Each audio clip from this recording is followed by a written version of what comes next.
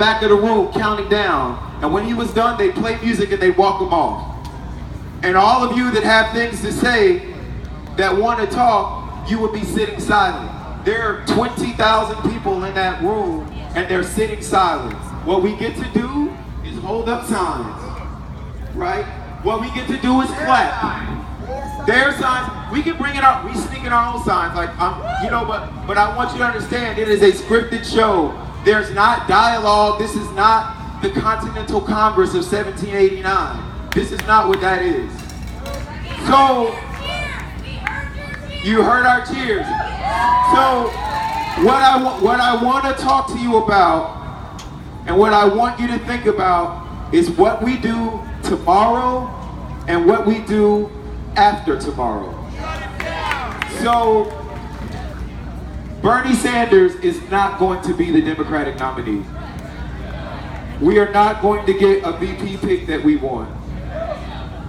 So the first thing, and I want you to understand, a lot of us are passionate and we want to be on one accord. The only way, in a real democracy, people aren't on one accord.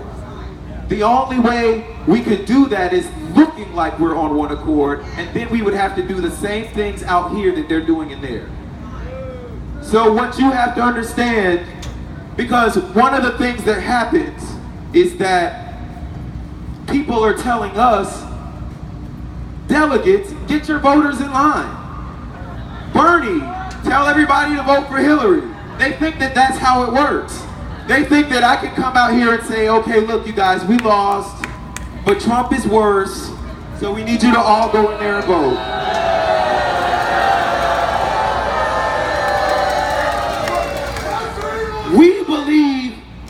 We believe the words that are written on that Declaration of Independence more than anybody in that arena.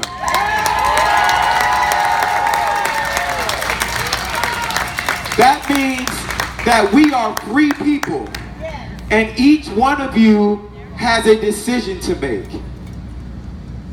He's not going to be the nominee. We've got some of the platform issues that we wanted in the platform. You can stay and fight to get some of those realized, or you can leave. But listen, we don't all have to make the same decision. We are free people. We can work on both sides. One of the things that I want to tell you is that, I work with the Democratic Party, or I did. I might have lost my job after the speech I made today.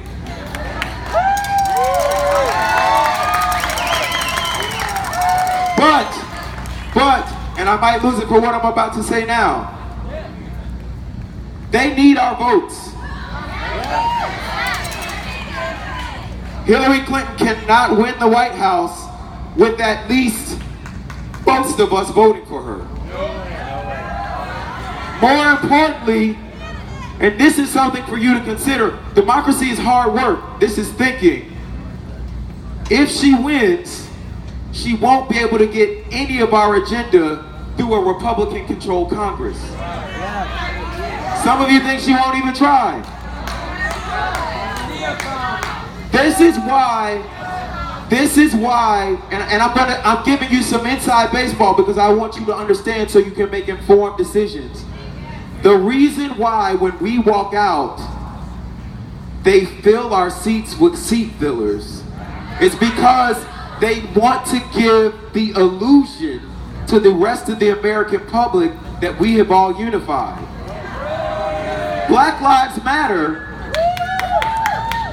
does not and has not ever endorsed a political candidate or a political party because we're waiting to see who endorses us.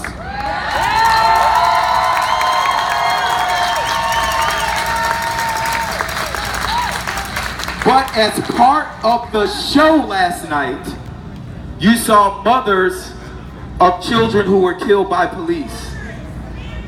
Part of that is pandering for black votes. Part of it is to give the impression that Black Lives Matter has endorsed this party. When they fill the seats, it gives the impression that the walkout didn't happen. However, the people sitting in those seats, the Hillary delegates sitting in those seats, know that they're sitting next to actors. And they are concerned. One of the things, and so what I want you to know is that even though we didn't get this candidate, and this is for everybody to make individual decisions, I'm not trying to tell you what to do. But one of the things is that the Democratic, there are states that they have to win. You hear about these states: Ohio, Pennsylvania, Florida, Georgia, Missouri. They're worried about losing these states. And what happens is they need people to go knock on doors to get out the vote for Hillary in these states.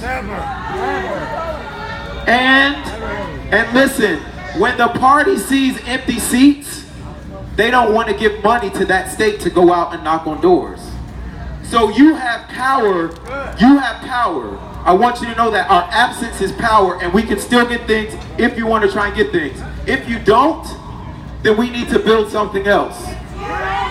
And I'm going to have Miguel talk about what we can do after Thursday. So I just want to, we have a couple. I'm so sorry, and it's not about hogging the mic. This is imperative that everyone understand. Your votes don't count anymore. We just had this election stolen. I don't know how many more times I can say it. It was a coup. Go to electionfraud2016.wordpress.com. I have every bit of evidence documented, state to state to state. They cheated, okay? So when he's talking about your votes and they need our votes, the reason that Hillary Clinton can go like this to you and choose Tim Kaine as VP and go like this to you and say, hey, you know what? Debbie Wasserman Schultz helped me cheat. I'm going to install her. You know why she can do that? Because she doesn't need your votes. I beg of you. I've been working on this for 4 months. They stole it. This is not real. They're pretending. So for you to go forward,